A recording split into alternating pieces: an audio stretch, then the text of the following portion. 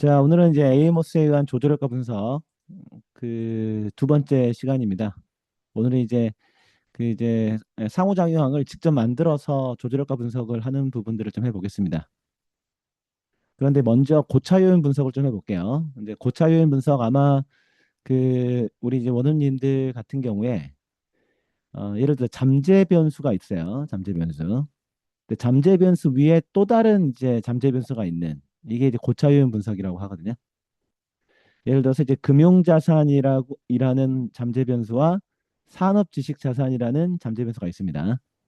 예를 우리가 이제 금융자산과 산업지식자산을 측정하기 위해서 우리가 이렇게 그 설문을 했어요. 그래서 이제 관측 변수들이 있고, 어 그런데 이제 이 위에 또 다른 이제 자산이라는 잠재 변수를 만든다. 그래서 이 자산이 이제 어디에 영향을 미치느냐 이렇게 할 때는 에이모스 상에서는 이 자산이라는 잠재 변수를 만들어 주고요. 그러면 이제 금융자산과 산업지식자산을 연결해주고 하나를 경로를 1로 고정시켜주면 됩니다. 그런데 자산이 금융자산, 산업지식자산에 영향을 주는데 100% 이제 우리가 설명할 수 없으니까 구조 오차를 D1, D2 이렇게 넣어주면 됩니다. 이런 식으로 만들어져서 분석을 하게 되면 실제 고차원 분석을 쉽게 할 수 있습니다. 아마 이제 우리 원주님들께서도 뭐 박사학위 논문이나 아니면 이제 학술지 논문 쓸 때 이런 식의 모형을 그리실 수 있습니다. 물론 SPSS를 활용해서 고차원 변수를 생성할 수도 있습니다. 어떤 식으로 하느냐? 뭐 탐색적 요인 분석에서 요인 점수 저장을 할 수가 있죠. 예를 들어서 뭐 스마트폰을 활용한 우리가 모형이 있다. 그럼 이제 외관, 편의성, 유용성 여기 이 변수들을 차원 축소를 통해 가지고 요인 분석을 하고요. 그다음 이 세 개 변수를 평균 내 가지고 효용성 변수를 생성을 할 수가 있겠죠. 이런 식으로 할 수도 있어요. 예를 들어서 잠깐만요. 자, 화면이 바뀌었죠. 자, 예를 들어서 우리가 실제 이런 스마트폰 구매도 설문이라는 SPSS 파일이 있습니다. 자, 그럼 우리가 이렇게 분석해서 여기에서 이제 외관 1, 2, 3, 편의성 1, 2, 3, 유용성 1, 2, 3 이거를 우리가 이제 회귀 분석을 통해 가지고 우리가 새로운 변수를 만들 수가 있었죠. 즉 분석, 차원 축소, 요인 분석을 통해 가지고 예를 들어서 외관 1, 2, 3을 변수로 보내고 여기 점수 점수 점수에서 회귀 분석 변수로 저장. 자, 이걸 통해 가지고 우리가 확인을 누르게 되면 자, 이런 식으로 이렇게 외관, 자, 편의성, 자, 유용성 이렇게 변수를 만들 수가 있죠. 자, 그리고 사실 여기에서 또 차원 축소를 통해 가지고요.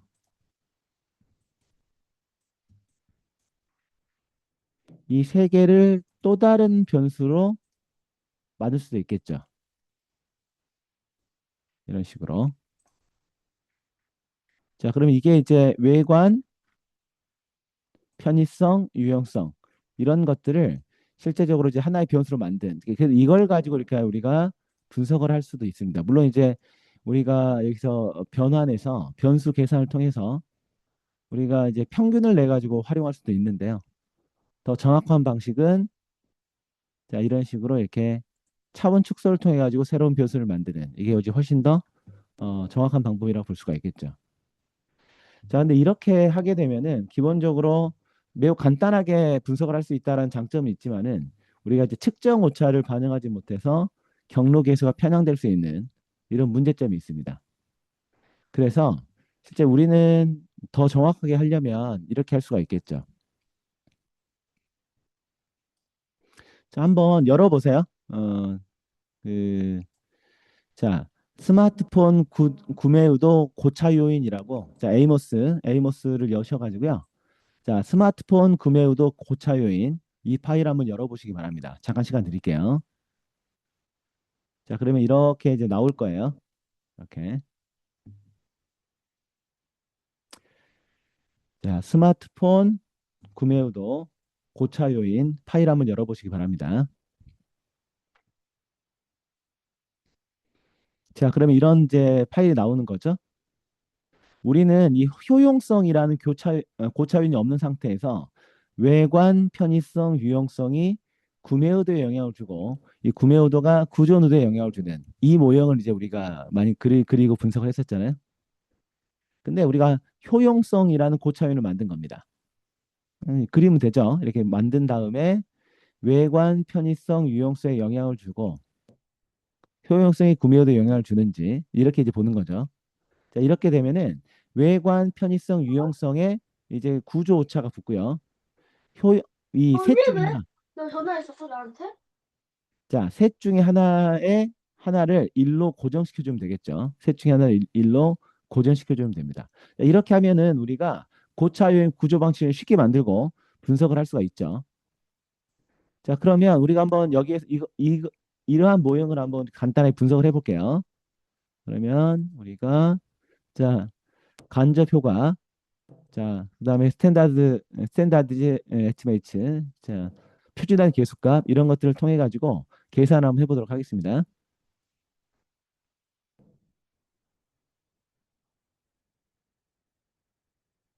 자, 그럼 효용성이 구매 의도에 영향을 주고 효용성이 구조 의도에 영향을 주는 간접 효과가 통계적으로 유효한지 이런 것들을 살펴보면 되겠죠.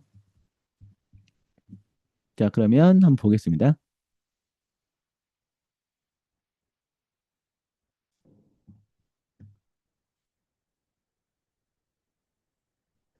자, 아웃풋을 살펴보니까요.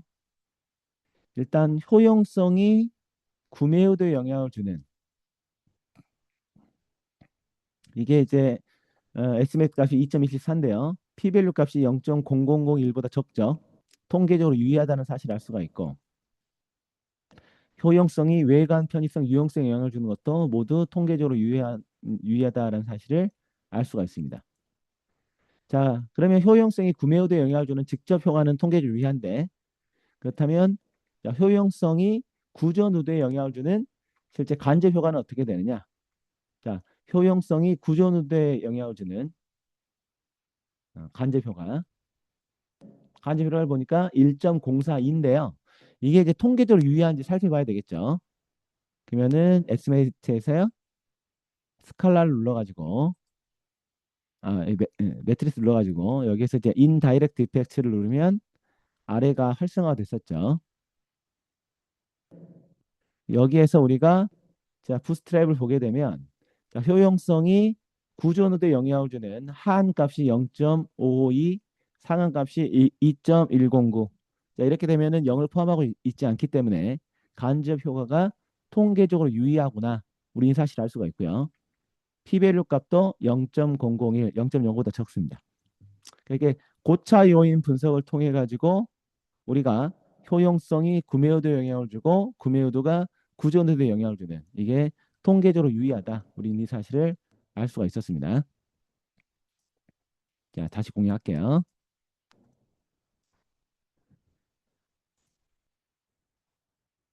자, 그래서 우리는 이런 고차 요인 분석 쉽게 하실 수 있겠죠. 외관, 편의성, 유용성을 자, 효용성이라는 고차 요인으로 우리가 통합을 해가지고 효용성이 구매 의도에 영향을 주고 구매 의도가 구조 의도에 영향을 주는 이런 식으로 우리는 분석을 할 수 있습니다. 여기서 여기서 이제 생각하셔야 될 거는 효용성이 외관, 편의성, 유용성에 영향을 주는데 하나를 경로계수 1로 고정시켜야 된다는 것. 그리고 외관, 편의성, 유용성에 구조 오차를 넣어줘야 된다는 것. 이걸 기억하시면 되겠습니다. 자, 그러면 이제 우리가 이제 저번 시간에는요. 우리가 이제 범주형 변수의 조절효과 분석을 했었죠. 그렇게 해가지고 우리가 각각의 이제 경로를 좀 다르게 한다라거나 다중 집단 분석을 통해 가지고 우리가 조절효과 분석을 했습니다. 그런데 이제 연속형 변수의 조절효과 분석을 하는 방법을 얘기를 하면요. 여러 가지 방법이 있어요. 일단 프로덕트 인디케이터 방식이 있는데요. 이거는 X가 자 Y에 영향을 주는데 M의 조절효과가 있는 거죠. 이때 처음에는 어떻게 하느냐? X와 M의 지표를 모두 중앙화합니다. 그 다음에 모든 조합을 곱해가지고 프로덕트 인디케이터를 생성을 합니다. 그리고 이거를 하나의 잠재 변수 설정해가지고 실제 상호작용항을 추정하는 겁니다. 이게 이제 하나의 방법이 있고요. 이걸 보니까 너무 복잡한 거예요. 왜냐하면 너무 이렇게 그 어떤 상호작용에 대한 관측 변수들이 많아지잖아요. 그래서 축소형 프로덕트 인디케이터 방법이 있습니다. 자, 이거는 이제 이제 볼렌 레녹스 방식에서 일부를 선택해서 절감하는 거예요. 이렇게 되면 이제 효율성과 안정성을 높이는, 특히 이제 효율성을 높이는 이제 방법 중에 이제 좋은 방법이고요. 그다음 이제 마쉬의 잔차 중심화 방법이 있습니다. 그래서 프로덕트 인디케이터를 생성한 다음에 주 효과 지표로 회귀해가지고 잔차만 남긴 다음에 실제 그 잔차를 가지고 상호작용을 만드는 이런 방법이 있습니다. 그래서 오늘은 이제 1, 2, 3번을 간단하게 해보도록 하겠습니다.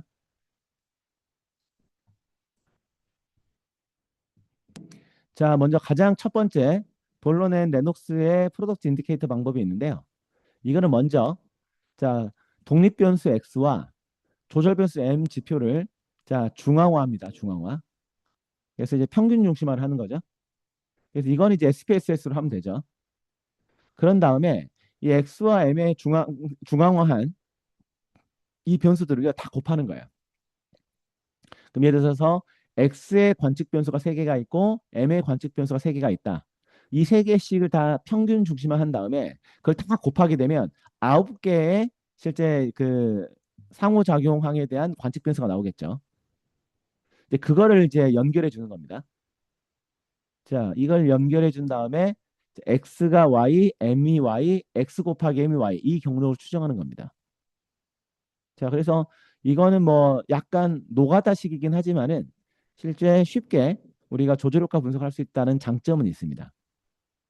그런데 이렇게 하게 되면 이 상호작용항에 대한 관측 변수가 너무 많아진다라는 그런 단점이 있어요. 자, 그러다 보니까 축소형 프로덕트 인디케이터 방식이 있습니다.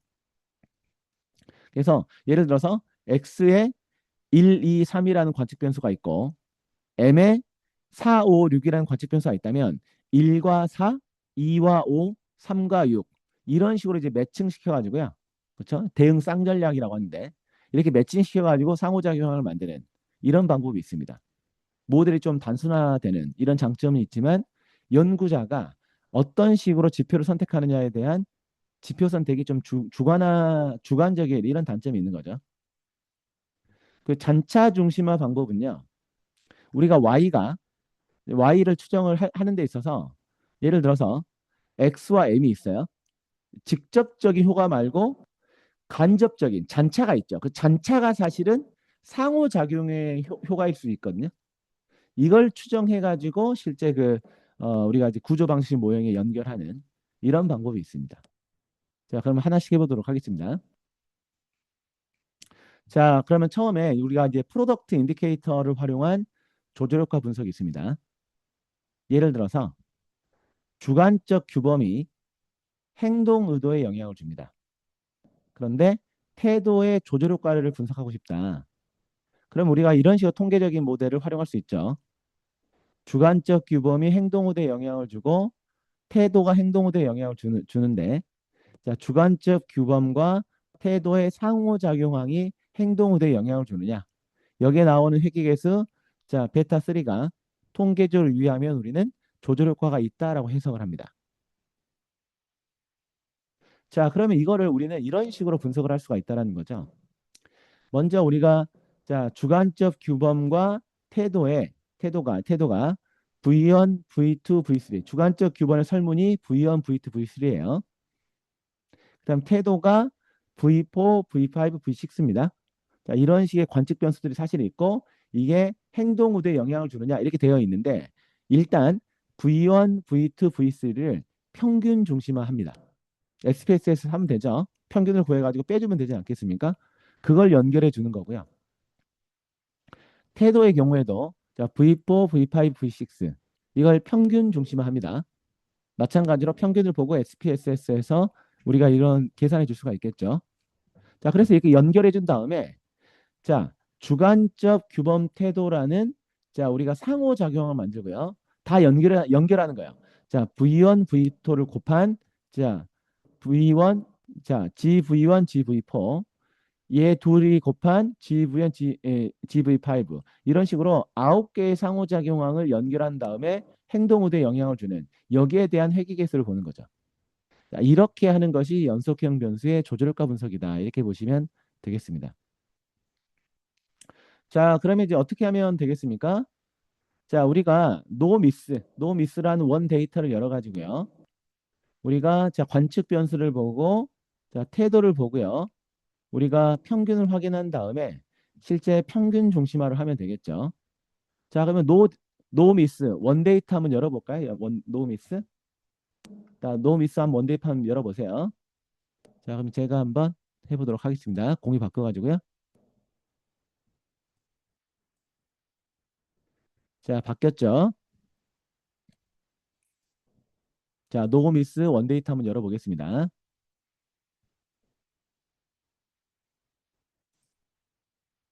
자, 이걸 보니까 우리가 자 주관적 규범에 들어가 있는 V1, V2, V3가 나와 있고요. 그 다음에 태도의 관측 변수인 자 4, 5, 6이 나와 있고 행동 우도인 7, 8, 9가 나와 있습니다. 자, 그럼 우리는 일단 1, 2, 3, 4, 5, 6 이걸 평균 중심화를 해야 되겠죠. 자, 평균 중심화를 하려면 어떻게 해야 되겠습니까? 자, 먼저 평균을 확인해야 되겠죠. 자, 평균을 한번 확인해 보겠습니다. 일단 기술 통계량으로 이제 들어가 가지고요. 우리가 V1부터 V6까지 자, 우리 평균을 확인해서 빼주면 되겠죠. 이렇게 들어가 가지고 확인을 누릅니다. 자, 이렇게 되면 자, 이게 좀 화면이 안 보이는데 어쨌든 이 보시게 되면 평균에 대한 부분들이 나오죠. V1 평균 4.04, V2 4.02 이런 식으로 나오게 됩니다. 자, 그러면 우리는 이걸 가지고 변환을 하면 되겠죠. 변수를 계산을 해 가지고요. 우리가 자, GV1이라는 자, 변수를 만듭니다. GV1은 V1에서 평균을 뺀 거죠. 우리가 기술 통계를 봤던 것처럼 평균은 4.04입니다. 이런 식으로. 자, 그렇게 되면 우리가 여기에 GV1이라는 변수가 만들어졌죠. 자, 이런 식으로 자, 변수를 계산합니다. 자, GV2 만듭니다. GV2는 자, V2에서 평균인 자, 4.02를 뺀 거죠. 자, 이런 식으로 우리는 자, GV1부터 GV6까지 만든 다음에 상호작용항까지 만들면 됩니다. 자, 그걸 만든 것이 바로 자, 우리가 여기 나와 있는 노미스 상호작용한 실습입니다. 자, 이거 잠시만요. 다시 할게요.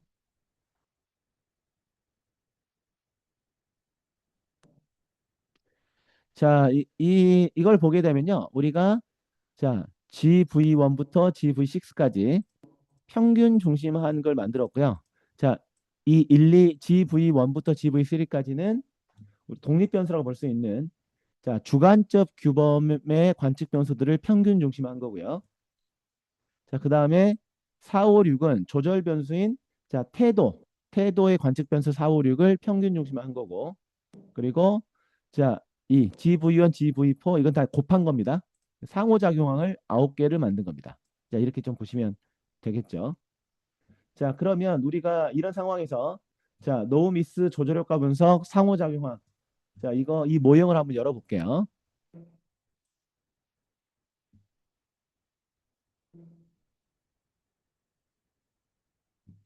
자, 일단은 자, 에이모스를 한번 열어보겠습니다.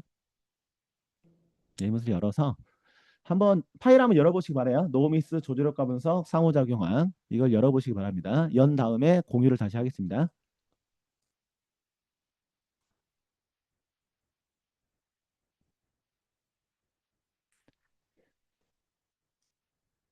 자,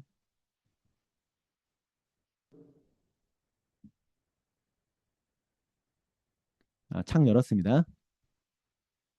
한번 보이시죠? 자, 그러면 우리가 SPSS에서 연결했던 주관적 규범, 자, GV1, GV2, GV3 자, 평균 중심한 거를 자, 설정을 했고요. 태도 연결했습니다.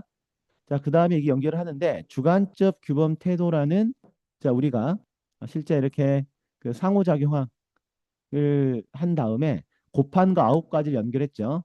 이런 식으로 분석하는 것이 바로 연속형 변수의 조제력과 분석을 위해서 할 수 있는 기본적인 토대다. 이렇게 좀 보시면 되겠습니다. 자, 그럼 우리 한번 계산을 한번 해볼까요?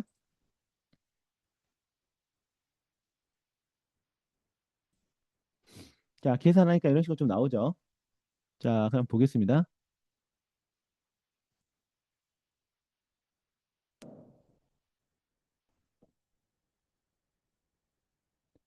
자, S매트 값 보니까요. 자, 주관적 규범이 행동 후대에 영향을 주고요. 태도가 행동에 영향을 주고 주관적 규범 태도 조제력과죠. 자, 이게 행동 후대에 영향을 주느냐? 자, 보니까 자, 주관적 규범이 행동 후대에 영향을 주는데 보니까 자, p-밸류 값이 0.05보다 적죠. 그러니까 주관적 규범이 행동 후대에 영향을 주는 직접 효과와 태도가 행동 후대에 영향을 주는 것은 통계적으로 유의합니다. 자, 그런데 자, 주관적 규범 태도라는 상호작용항이 행동 후대에 영향을 주는 것은 통계적으로 유의하지 않죠. 자, 그래서 우리는 이런 부분들을 확인할 수 있었습니다. 자, 교재를 보면서 말씀 좀 드릴게요.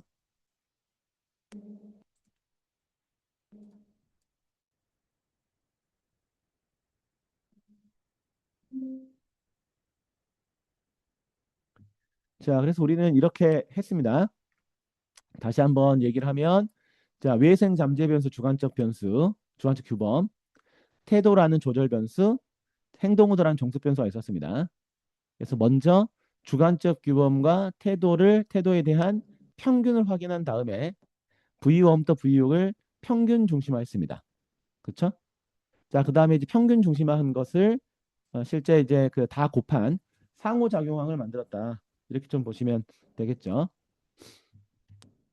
자, 이런 식으로 SPSS에서 평균을 확인한 다음에 변수를 만들었습니다. 그 다음에 우리가 조절 변수를 위한 구조 방정식 모형을 그렸죠. 그린 다음에 자, 그래서 주관적 규범, 태도, 행동 후도 자, 주관적 규범 태도라는 조절효과입니다. 조절효과 상호작용항이죠. 이걸 분석했더니 이렇게 나왔죠. 주관적 규범이 행동 후도, 태도가 행동 후도에 영향을 주는 것은 통계적으로 유의했는데 상호작용항이 자, 행동 후도에 영향을 주는 조절효과는 유의하지 않았다. 그래서 주관적 규범이 행동 후대에 영향을 줄 때 태도의 조절 효과는 발견되지 않았다. 우리는 이렇게 해석할 수 있습니다.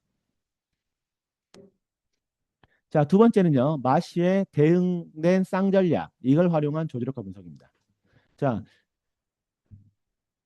그 제가 볼 때는요. 이걸 좀 이거나 아니면 잔차를 활용한 조절 효과 분석을 좀 추천을 좀 드려요. 자, 우리가 아까 이 프로젝트 인디케이터를 생성을 하는데 뭐 관측 변수 3개, 그 다음에 3개 이런 식으로 해버리면 9개의 상호작용항에 대한 관측 변수가 나오잖아요. 이렇게 하지 말고 실제 대응한 쌍을 만들어 가지고 프로덕트 인디케이터를 만들자 이겁니다.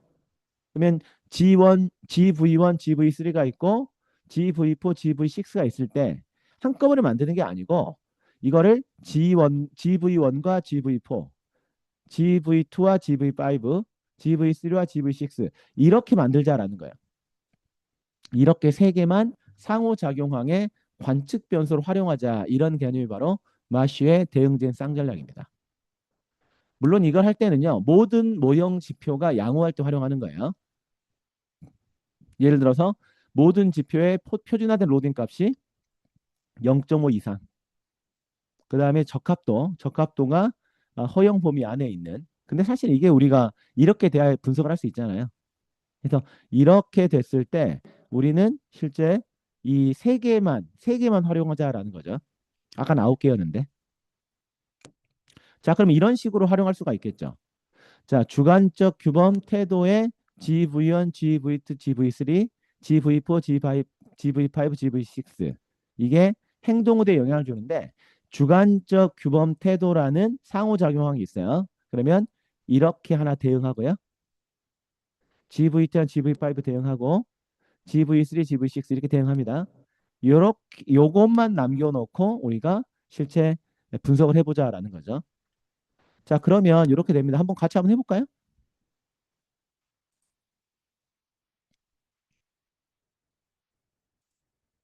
자, 그럼 여기에 있어서 우리는 어떻게 하자는 겁니까? 지우면 되잖아요.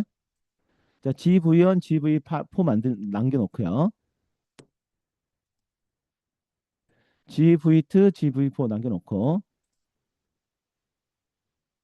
아니죠. 5를 남겨놔야 되죠.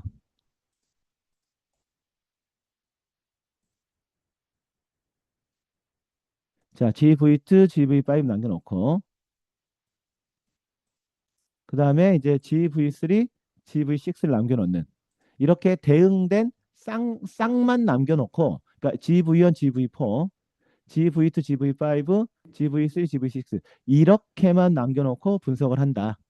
사실은 원어님들 같은 경우는 논문을 쓰실 때 관측 변수들이 많을 거기 때문에 대응된 쌍전략 가지고 이런 식으로 만들게 되면 훨씬 더 분석이 용이할 거다 이렇게 보시면 되겠죠. 이렇게 해가지고 분석하면 됩니다. 자, 그렇게 되면요. 교재복을 말씀드릴게요. 거의 비슷하게 나와요.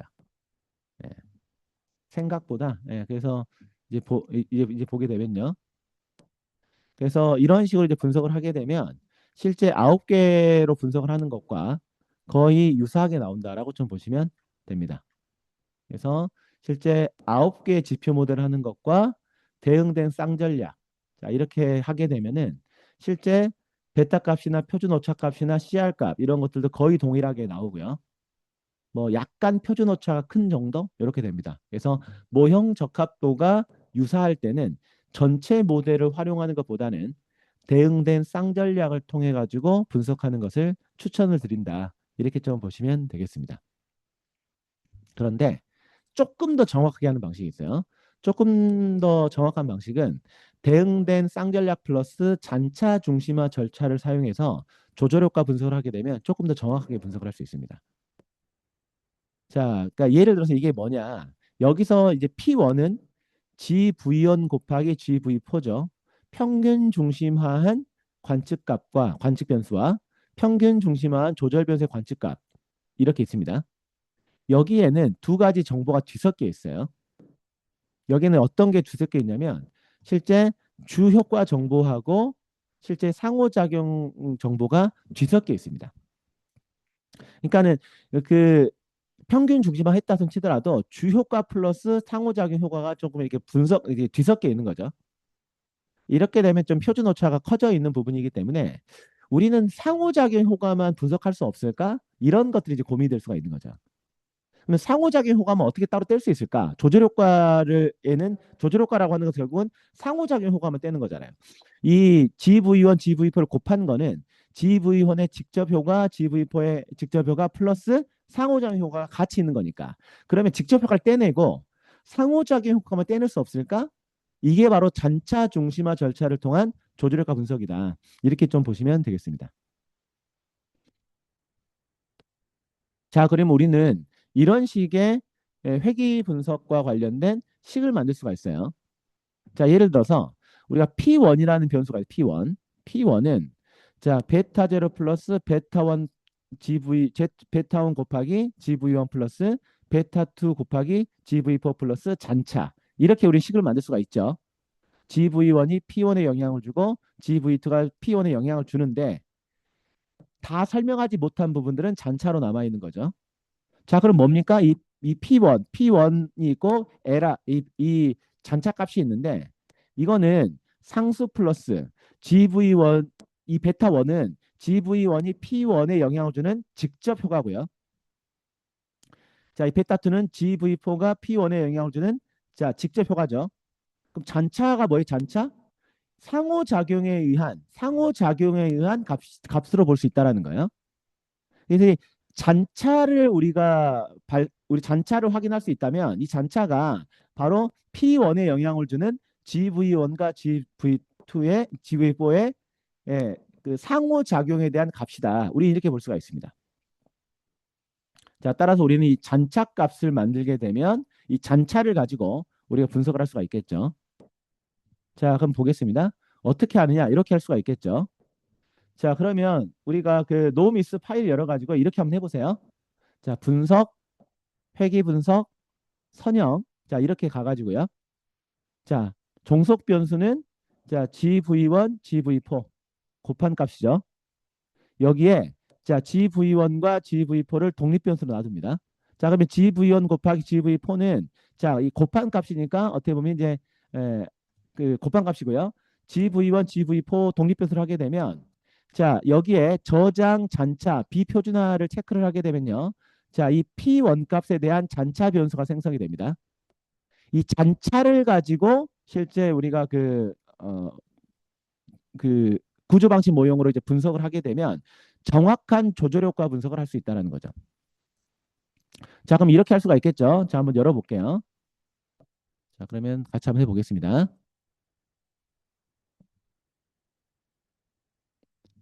자, 그러면 이게 이제 이게 나온 건데 지우고 한번 해볼게요.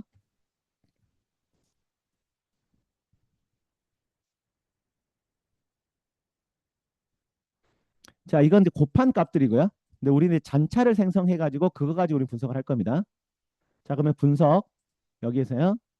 자, 회귀 분석 들어가셔가지고 자, 선형을 들어갑니다. 먼저 이거 할게요. GV1과 GV4를 종속 변수로 넣습니다.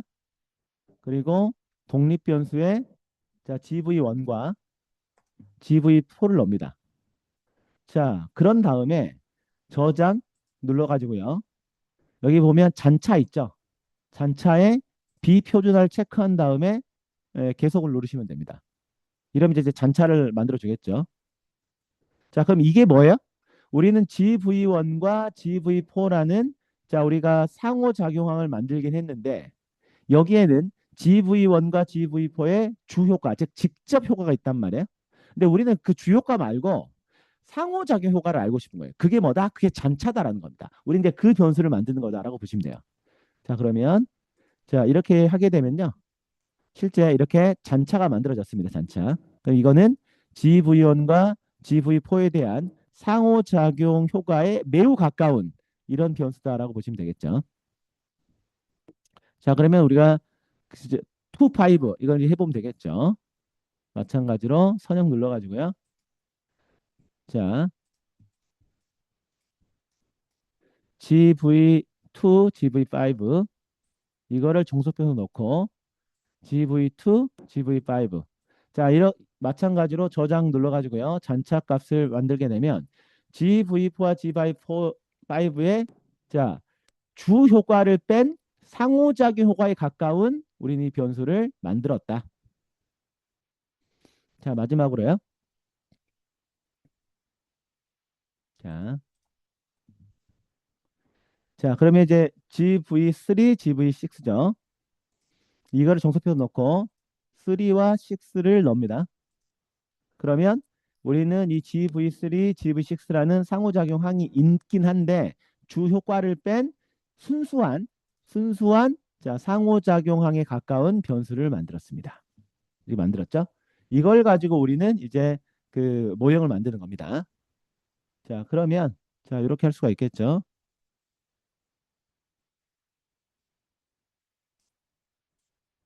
자, 그럼 우리는 여기에서 실제 데이터를 한번 연결해 보겠습니다. 잠시만요.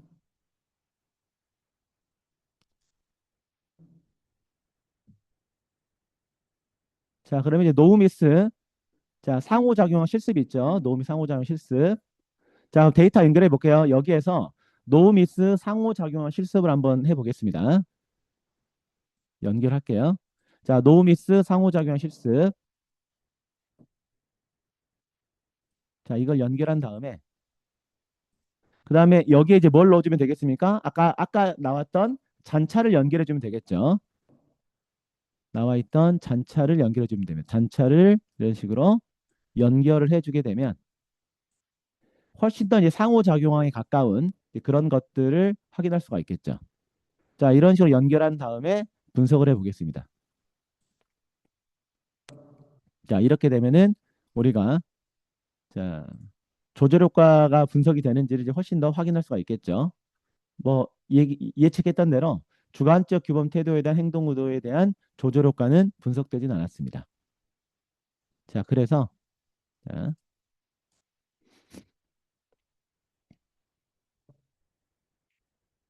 자, 그래서 정리할게요. 자, 우리가 이제 마시에 대응된 쌍전략 플러스 잔차 중심화 절차를 통한 그 상호 조절효과 분석을 했죠. 그래서 저는 개인적으로요.